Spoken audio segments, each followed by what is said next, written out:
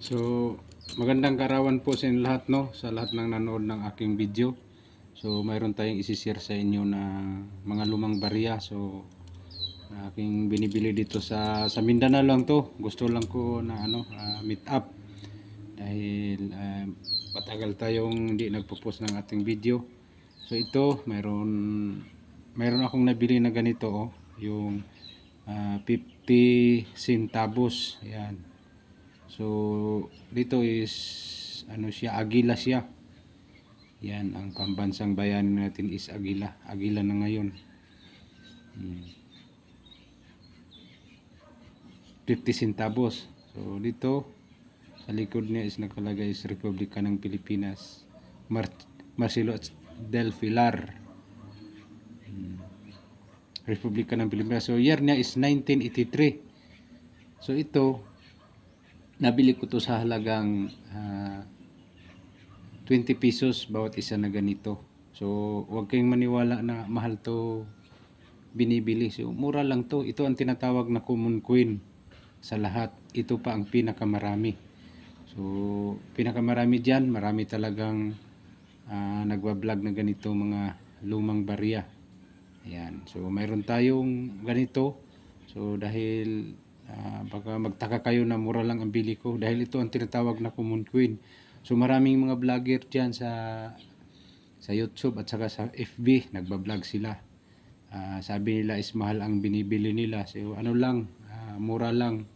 Kahit ibenta po mo dyan sa kanila, hindi yan talaga bumibili. Ang binibili lang nila is ano lang yun, mga silver coin, yung mga dating pira, yung mga papel, yung 1 piso, tinatawag na Victory Series, yan ang binibili nila, at saka mga silver. So ito, mura lang to dahil ito ang binibili ko. So dati mayroon nagbablog dito sa Mindanao. Sabi niya is bumibili siya lahat ng mga lumang barya. So dinalhan ko siya. Tapos siya, namimili lahat. So marami man akong ganito, yung mga lumang barya ko. So wala talaga siyang nabili dahil ang sabi niya, wala yan, common coin. Sabi ko naman, ito naman ang mga pira na mga lumang barya. Yung pala ang hinahanap nila, yung silver coin, yung hinahanap nila. So ganito, mayroon dyan nagpe-presyo na umaabot ng 20,000, 10,000. So huwag kayong maniwala diyan. So ito talaga ang tinatawag na common coin na 50 centavos. Yan. Ito. So pangalawa tayo dito sa 1 piso na to. So ito naman si 1 piso, yung Jose Rizal. So marami talagang na-scam na ganito, yung piso na ganito, si Jose Rizal. So 1 piso, ayan o. So ang nakalagay dito is piso Jose Rizal. So nakasabiyo pa si Rizal. So sa likod tayo dito o. So yan o, Republika ng Pilipinas, Bangko Sentral. So 1972. Ito ang pinaka-common sa lahat, ito 1972. So meron sila na tinatawag na naghanap ng mga ganito na mga lumang barya na 1 piso. So is nakalagay niya, Nuri di Tanghili daw yung nakalagay. Tapos bilhin ng 1 million. So ang dami talagang na-scam dito na ganito. So ito, mura lang to. Dahil ang bili ko nga dito is 30 pesos bawat isa. So 30 pesos. So year niya, dalawa lang, yung 1972 at saka 1974 na ganito. So huwag kayong maniwala na mahal to, mabili ng 1 million. So dito si Rizal, tapos mayroon daw dito nakalagay na Nuri di Tanghili ang nakalagay, nakasulat. So sulat daw yun ni Jose Rizal. So huwag kayong maniwala. So ang dami na talagang na-scam na ganito. Yung 1974 at saka dito is 1972. So ito tinatawag na nila na common coin. So kahit idikit po ito sa magnet, hindi ito talaga dumikit sa magnet dahil wala itong halong bakal. Ito yung tinatawag nila copper nickel at nickel brass na ganito. Yan. So ang dami talagang na-scam na ganito, 1 piso. So huwag kayong maniwala diyan. Ang dami talagang scammer ganito. Maraming nagpo-post na ganito na bibili ng malaking halaga. So ito wala lang to. Tinatawag na to common coin. Sa lahat siguro marami pang nakaipon na ganito ng mga lumang barya na ganito. Oh. Yan. 1972 at saka 1974. Yan. Madami diyan. Oh. Ito pa yung 50 centavos din. 50 centavos.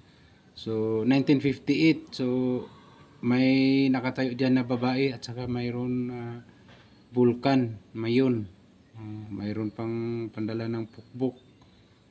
So dito may mahal talaga ang binibili ko dito is yung silver queen. Ito ano lang to. Nickel brass to. O copper nickel. 1958. So sa likod niya simda din sa piso yung Central Bank of the Philippines. Na ganito. So yung piso dito nakalagay is mayer niya. Pero dito baliktad nakalagay dito sa babae 1958. So dito yung isa yung 1 piso. Ito piso to. Jose Rizal 1972. Yan. Republika ng Pilipinas. So dito nakalagay yung year niya is 1972. Dito naman 50 centavos to. So dito nakalagay niya is 1958. So 50 centavos. Ito 1 piso. Ayan. So ito binibili ko to sa halagang 30 pesos na ganito. 30. Ayan. 30 pesos. So huwag kang maniwala na mahal. Yung isa 1 million. Okay, maniwala diyan. Niloko lang kayo. Ito ang pinakamaraming common coin talaga to. Ganito. So maraming talagang nabili ko na ganito mga lumang barya na 1 piso.